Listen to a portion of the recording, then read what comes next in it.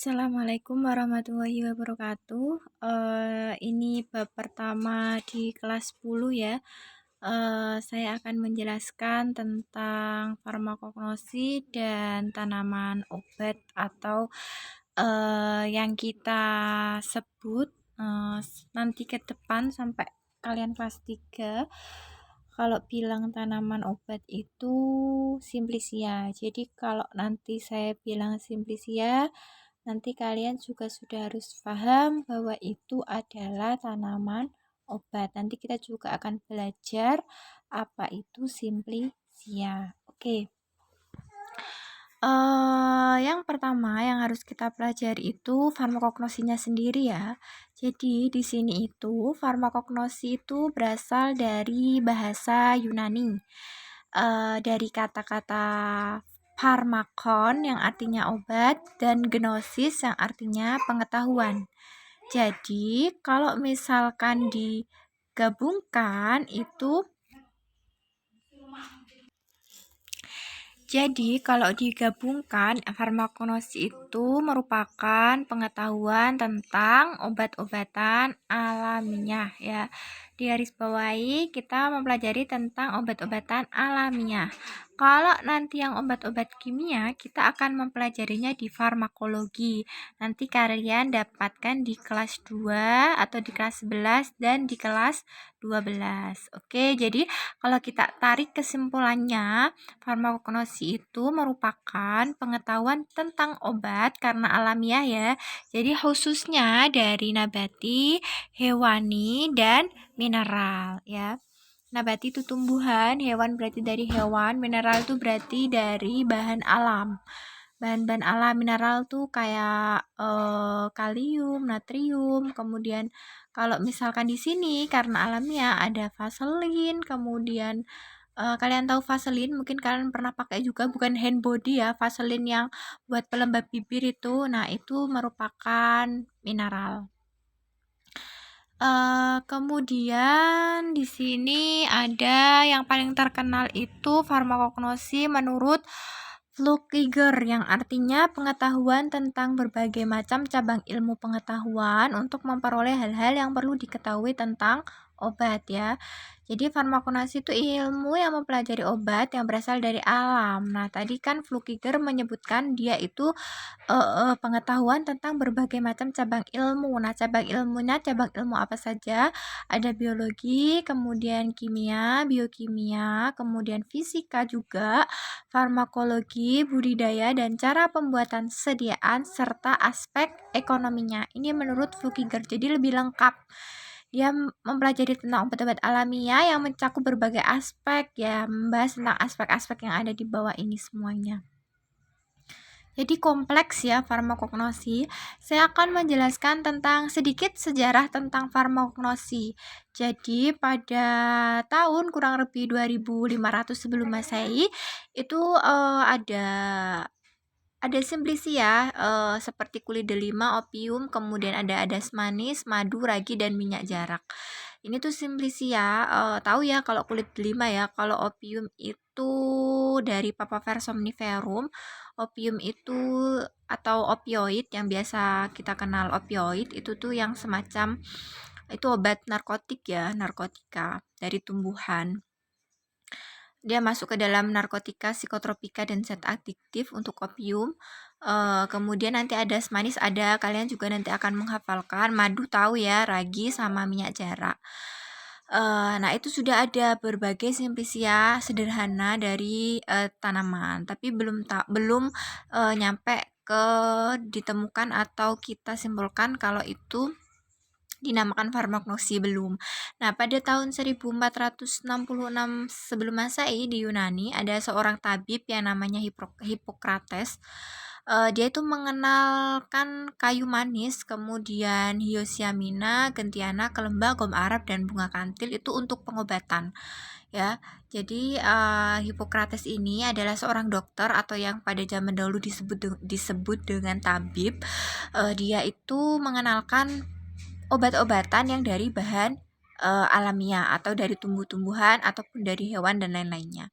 Nah, pada tahun 1737 Nah, ada Linnaeus, ini tuh ahli botani ya. Kebanyakan yang kita hafalkan nanti itu penemunya adalah Lin. Ada dia menulis buku yang namanya Genera Plantarum.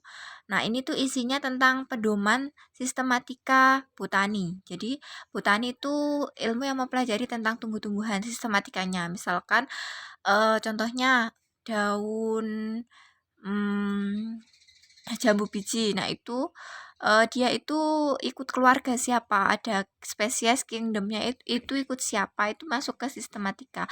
Daunnya bentuknya bagaimana, buahnya bagaimana, hidupnya di dataran tinggi kah, di dataran rendah kah, itu dibahas oleh si Linnaeus ini, ahli botani ini, ahli tanaman.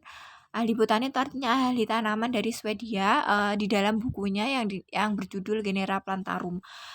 Kemudian sudah masuk ke tahun-tahun modern, itu ada seorang apoteker Jerman, dia menulis buku ya, dia menulis buku yang isinya itu menggolongkan Simplicia menurut segi morfologi dan cara untuk mengetahui kemurnian Simplicia. Jadi tadi kan ada tuh Simplicianya baru dibuat, kemudian dikenalkan oleh tabib, kemudian itu dibukukan oleh si ahli botani, dan kemudian si apoteker ini pada tahun modern itu dia menggolongkan Simplicia ya berdasarkan manfaatnya, kemudian morfologinya. Morfologi itu artinya sistematikanya seperti apa.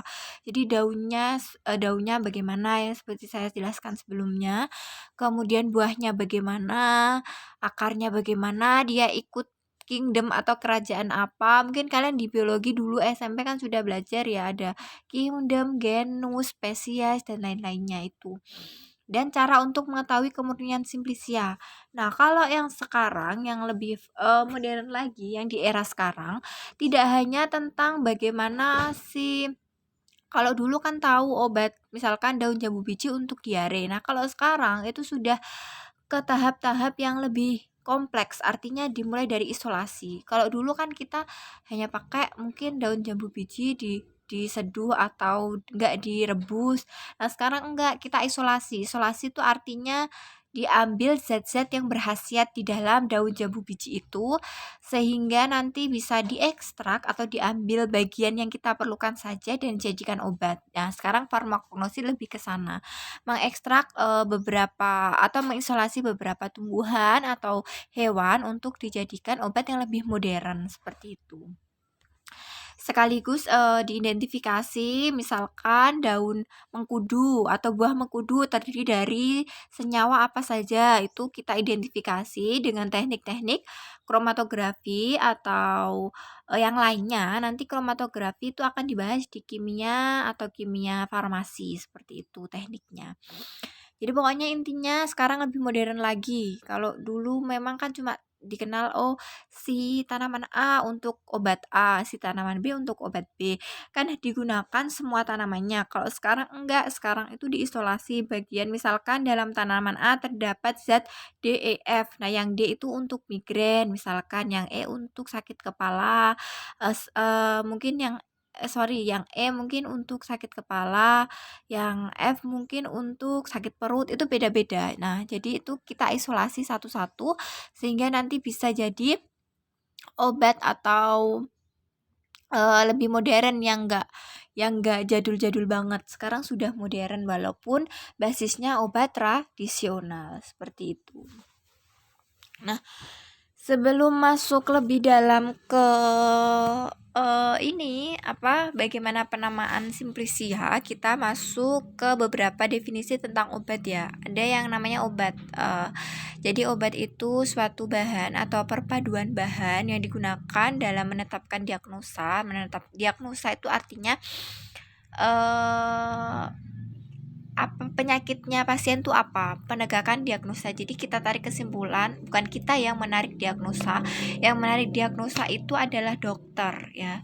Misalkan orangnya nyeri pada ulu hati, oh ternyata dia mah atau dispepsia, bahasa medisnya dispepsia, seperti itu ya.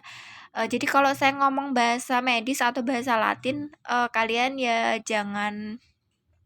jangan shock atau jangan kaget ya, memang kita seperti itu, farmasi itu harus berdampingan dengan bahasa Latin maupun bahasa medis ya. Jadi kalaupun saya ngomong sesuatu kalian nggak tahu dan saya ternyata lupa menjelaskan, ya silahkan di googling sendiri ya. Kalian kan ada HP, ada fasilitas HP, ada koneksi internetnya, silahkan bisa dimanfaatkan dengan semaksimal mungkin seperti itu. Jadi menetapkan diagnosa itu artinya penyakitnya pasien tuh apa gitu loh. Kemudian mencegah atau mengurangi serta menyembuhkan penyakit atau gejala penyakit, kemudian bisa juga menyembuhkan luka atau kelainan yang secara jasmani maupun rohani pada manusia atau hewan, sehingga sehingga manusianya itu segar kembali atau sehat kembali dan serta memperelok bagian badan manusia seperti itu. Contohnya mungkin kosmetik ya, memperelok atau mempercantik. Kemudian ada istilah tentang obat jadi. Obat jadi itu berarti campuran atau obat murni dalam bentuk serbuk, cairan, salep, tahu ya salep, tablet pasti tahu ya, biasanya kan dalam bentuk tablet, pil itu bulat kecil, supositoria itu yang dimasukkan ke dalam dubur atau anus yang bentuknya seperti peluru. Mungkin mikrolak, dulkolak itu ada yang supositoria atau kalian biasanya dipakai untuk konstipasi supositoria itu. Nanti kalau kepo bentuknya supositoria seperti apa, silakan di browsing. Atau bentuk yang mempunyai nama teknis sesuai dengan Farmakope Indonesia atau buku-buku lain yang ditetapkan oleh pemerintah. Farmakope Indonesia itu buku pendamping kalian nanti selama praktikum untuk ilmu resep, karena itu yang buku wajib yang harus kalian punya. Nanti kalian diwajibkan untuk punya. Nanti yang mesankan sekolah kalian sekarang nabung dulu ya untuk beli buku-buku farmasi lainnya seperti itu. Untuk obat paten, kalau obat paten itu obat dengan merek dagang yang terdaftar ya, dari suatu pabrik. Misalkan kalian tahu ini apa namanya,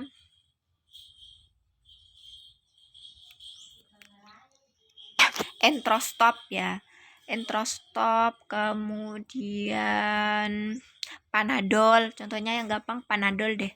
Panadol itu obat paten, mereknya kan Panadol, isinya sendiri. Kalau kalian kepo mulai sekarang karena kalian masuk farmasi, kalau kalian minum obat dibaca tuh zat aktifnya, misalkan Panadol itu hanya merek dagangnya, atau obat patennya. Nah, pasti kan di bawahnya itu ada tulisannya paracetamol 500 mg misalkan gitu. Nah, itu zat kandungan aktifnya, kandungan bahannya. Jadi Panadol itu isinya paracetamol, dipatenkan oleh pabriknya Panadol ini dengan nama Panadol. Jadi nggak boleh nih pabrik lain memproduksi paracetamol dan diberi nama Panadol, nggak boleh. Ya, jadi Panadol itu punyanya si pabrik itu, nggak boleh dikuasai atau diambil alih oleh pabrik-pabrik yang lainnya. Jadi dipatenkan, makanya disebut obat paten. Sedangkan obat generik itu obat yang telah habis masa patennya sehingga dapat diproduksi oleh semua perusahaan farmasi tanpa perlu membayar royalti. Kalau misalkan Panadol ini kan ada masa paten obat, nanti kalian akan pelajari di UUK, masa paten obat misalkan dalam berapa tahun sudah habis, nah dibeli oleh perusahaan yang lain maka harus membayar royalti, misalkan seperti itu. Kalau mau Panadol itu jadi merek dagangnya, tapi kalau sudah habis dan gak diperpanjang lagi, jadinya namanya obat generik. Obat generik itu yang gak ada merek dagangnya, misalkan ya paracetamol, amoxicillin ya amoxicillin, kemudian contohnya yang sering kalian minum misalkan aluminium hidroksida, magnesium hidroksida, itu obat mah seperti itu. Kemudian itu definisi tentang obat. Ini juga ada definisi tentang ilmu farmakognosi, ada Simplicia ya. Simplicia itu merupakan bahan alamiah ya, atau dari tanaman maupun hewan maupun mineral yang digunakan sebagai obat yang belum mengalami pengolahan apapun kecuali dinyatakan lain berupa bahan yang telah dikeringkan. Contohnya Zingiberis rhizoma. Nah, jadi simplicia itu pokoknya intinya tanaman obat yang belum diapa-apain kecuali dikeringkan. Biasanya memang simplicia dalam bentuk kering karena untuk eh, membuat daya tahannya itu lebih lama, makanya dibentuk kering. Kalian kalau lihat nanti mau lihat kalau sudah bisa masuk nanti bisa lihat di lab IPA itu ada lab farmakognosinya juga, ada simplicia simplicia yang telah dikeringkan. Jadi dia berupa bahan alamiah yang digunakan sebagai pengobatan dan belum mengalami pengolahan apapun kecuali dikeringkan. Kemudian simplicia nabati artinya simplicia berupa tanaman utuh maupun bagian tanaman tertentu ataupun eksudat yang berasal dari tanaman ya. Simplicia nabati ini obat herbal atau obat alamiah yang berasal dari tanaman, baik tanaman keseluruhan dari akar sampai batangnya sampai daunnya ataupun daunnya saja ataupun batangnya saja. Itu simplicia nabati. Simplicia yang berasal dari tanaman atau tumbuhan. Kemudian eksudat tanaman itu isi sel yang secara spontan keluar dari tanaman atau isi sel dengan cara tertentu dikeluarkan dari selnya atau zat-zat nabati lainnya yang dengan cara tertentu dipisahkan dari tanamannya dan belum berupa zat kimia murni. Contohnya opium dan sorry itu salah tulis ya, papainum. Eksudat itu semacam getah dari tanaman. Tahu kalau bahasa Jawanya dadae tanaman itu namanya eksudat tanaman. Kemudian simplicia, kalau ada tadi simplicia nabati, ada juga simplicia hewani. Nah, simplicia berupa hewan utuh maupun bagian hewan tertentu yang dihasilkan oleh hewan dan yang berguna untuk pengobatan. Itu simplicia hewan. Contohnya Adepslane, kemudian Adepslane itu dari bulu domba ya. Kalau Meldepuratum itu madu kan dari lebah. Nah, itu simplicia hewani. Kemudian ada simplicia mineral atau pelikan. Simplicia yang berupa mineral yang belum diolah atau diolah dengan sederhana berupa zat kimia murni seperti vaselin, kemudian ada juga parafin. Kemudian ada yang namanya alkaloida. Alkaloida ini suatu zat yang terdapat di dalam tumbuhan yang mengandung unsur nitrogen ya. Kemudian ada glikosida. Glikosida sendiri ini tuh juga merupakan suatu senyawa yang terdapat di dalam suatu tumbuhan atau tanaman tertentu. Enzim pun juga seperti itu. Mungkin kalian juga sudah belajar tentang enzim di SMP ya. Dia merupakan suatu protein atau biokatalisator yang berfungsi untuk mempercepat reaksi biokimia atau metabolisme dalam tubuh atau organisme. Enzim misalkan dalam pepaya itu ada yang namanya enzim protease. Kemudian dalam nanas itu ada yang namanya enzim bromelin. Nah, itu berguna untuk pengobatan. Contohnya kalau enzim protease biasanya digunakan untuk gangguan saluran cerna seperti itu. Kemudian ada vitamin. Vitamin tahu ya, dia suatu zat yang dalam jumlah sedikit sekali diperlukan oleh tubuh. Dalam buah-buahan tuh banyak sekali vitamin. Dia merupakan suatu kandungan atau senyawa yang ada di dalam tumbuhan maupun hewan. Contohnya di sini Oleum ecoris. Oleum ecoris itu minyak ikan yang mengandung vitamin A dan vitamin B.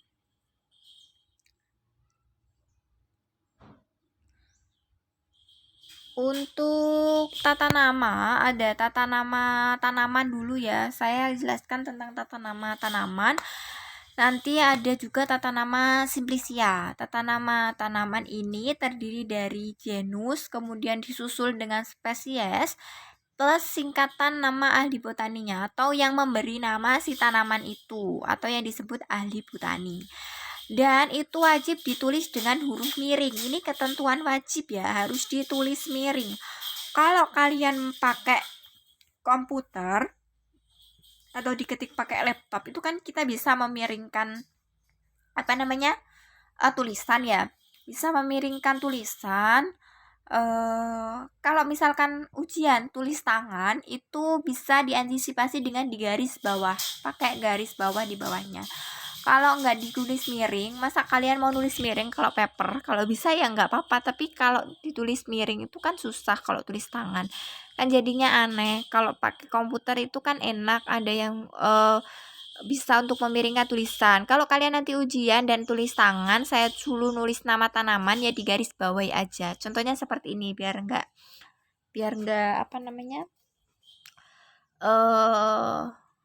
bingung. Nah, tadi kan terdiri nama tanaman itu dalam bahasa Latin itu yang pertama genusnya disebutkan dulu. Di sini genusnya ada Oryza. Kemudian spesiesnya itu Sativa. L-nya tadi apa? L-nya itu tadi adalah nama ahli botani. Ini L ini Linnaeus tadi ahli botani atau yang menamai si tanaman ini. Oryza sativa itu padi ya. Jadi yang menemukan dan memberi nama si padi ini adalah Linnaeus. Jadi makanya dalam penulisan bahasa Latin padi Oryza sativa L. Oryza itu genusnya, kemudian sativa ini spesiesnya, kemudian L-nya ini nama ahli botaninya. Kalau pakai komputer kan enak, atau pakai laptop itu kan bisa dimiringkan. Nah, kalau misalkan kalian tulis tangan seperti ini, misalkan itu kalian antisipasi dengan gini, garis bawah straight. Ini wajib. Kalau kalian nanti selama ujian kok cuma ditulis Oryza sativa dan gak ada garis bawahnya, ya salah kaprah. Tidak seperti itu. Kita harus mematuhi aturan bagaimana cara penulisan tanaman dalam bahasa Latin seperti itu. Jadi genusnya, spesies, kemudian nama ahli botani. Ada contohnya Myristica fragrans. Myristica genusnya, fragrans itu spesiesnya, hot itu ahli botaninya atau penemu yang memberi nama si pala. Myristica itu polo yang buat masak ibunya kalian di rumah itu loh. Kemudian ada Curcuma domestica Val. Nah, curcuma ini genusnya, domestica spesiesnya, Val ini ahli botaninya. Curcuma domestica ini kunyit atau kunir yang warnanya oranye itu nama latinnya Curcuma domestica Val. Nah,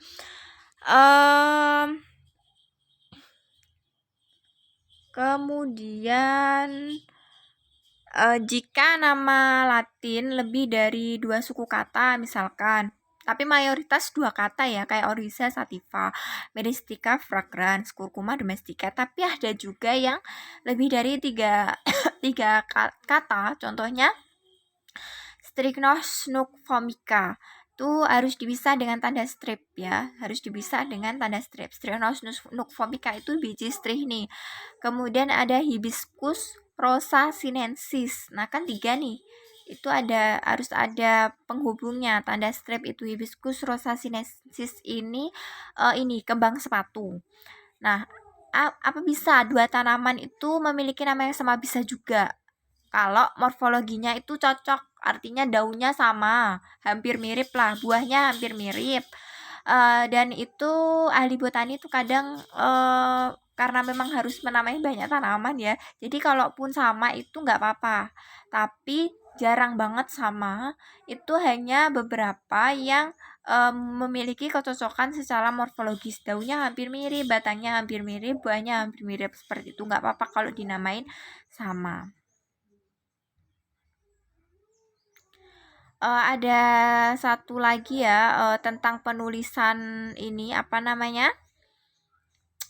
penulisan nama tanaman asal ini ya. Tadi kelewatan sepertinya. Genus itu harus huruf besar, kemudian spesies itu huruf pertamanya kecil, itu wajib. Jangan sampai kalian nulis Oryza sativa, O-nya kecil, kemudian S-nya yang besar, keliru. O-nya yang genus itu diawali dengan huruf besar. Jadi O-nya harus besar, kemudian spesies itu hurufnya kecil semua. Jangan kayak nulis nama kalian. Misalnya nulis nama kalian, misalkan nama saya ya, Niamatul Alia, N-nya besar, A-nya besar. Kan biasanya penulisan nama seperti itu.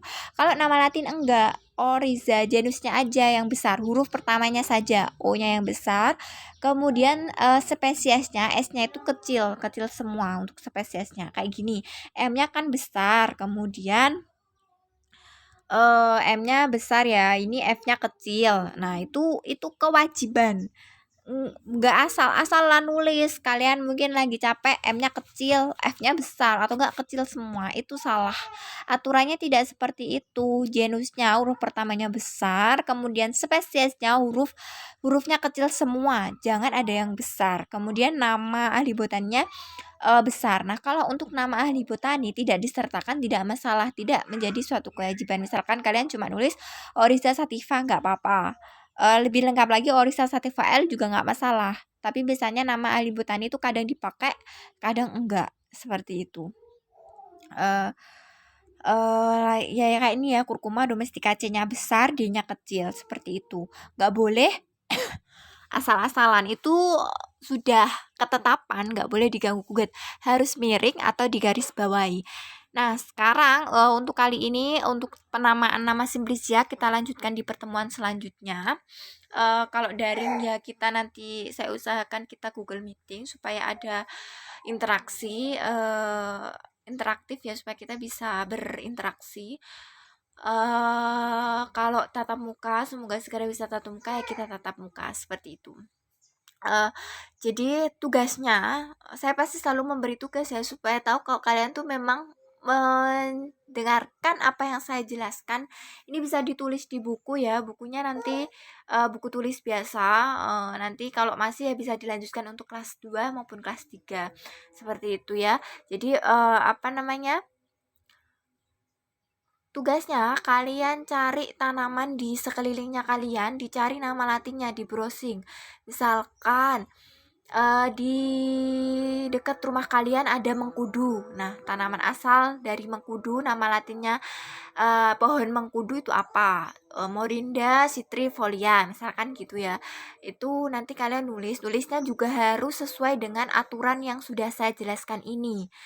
Nanti silakan ditulis di bukunya dan disubmit di Google Classroom masing-masing kelas.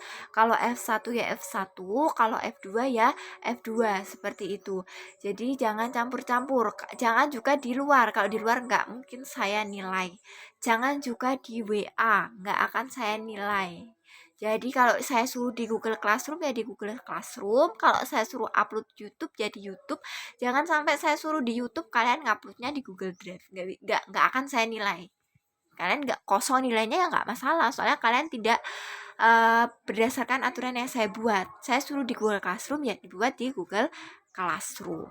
Kalian tulis tanaman tumbuhan di sekitar kalian minimal 15 ya. Ada pohon mangga ya, cari pohon mangga itu nama latinnya apa, minimal 15. Minimal loh ya 15, lebih dari 15 juga it's okay, nggak masalah. Kalian foto, kemudian kalian PDF kan, baru disubmit di Google Classroom ya. Paham ya? Nanti kalau kurang jelas boleh kita diskusi lagi di grup ya. Ini nanti saya kasihkan materinya, silakan nanti dipelajari. Terima kasih atas waktunya telah mendengarkan penjelasan saya, dan saya mohon maaf apabila ada salah kata maupun suara-suara yang mengganggu. Semoga kita semua dalam keadaan sehat dan ini materi yang saya sampaikan bisa bermanfaat bagi kalian semua. Terima kasih atas perhatiannya. Saya akhiri. Wassalamualaikum warahmatullahi wabarakatuh.